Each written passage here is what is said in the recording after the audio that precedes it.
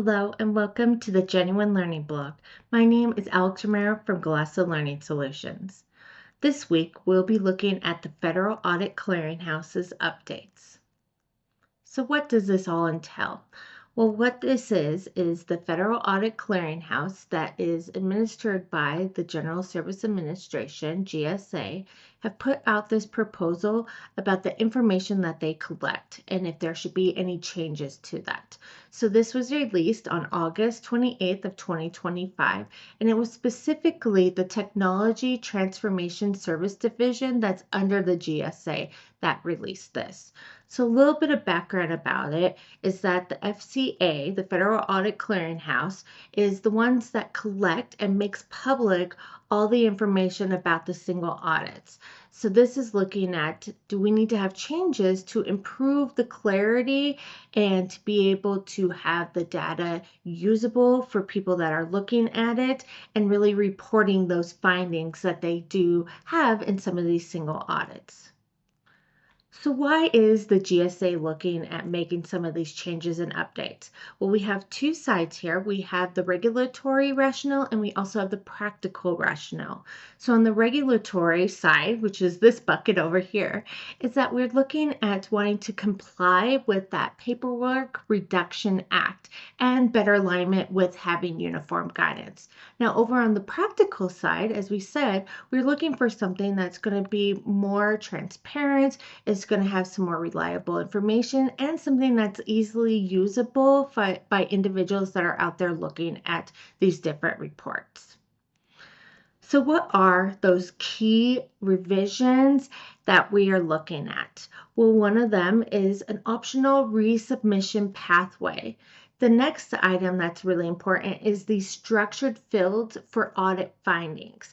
So typically when you have audit findings, this is going to be within the narrative text, which means that you're going to have to read through everything. What this is looking at is having separate fields for improved clarity and that usability of the data, especially when we're looking at things like the question cost. What caused this? What do we think the effect is going to be? And also what were the recommendations and the responses by the entity underneath the single audit. We're also looking at having a new yes and no web form fields again, so you can go in and it's just easier for you to supply the information by saying whether known fraud or likely fraud, yes or no.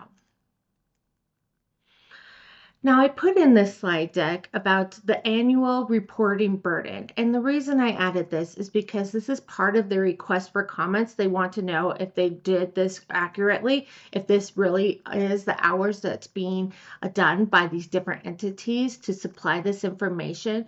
So the GSA has gone through and estimated that they have 90,000 responses, and that includes 45,000 auditees and 45,000 auditors, and that on average, we have about 100 hours being spent by those larger respondents, and there's about 450 of those. And then the remaining number of 89,550 is spending about 21 hours on this information. And so the total burden is that 1.9 million hours.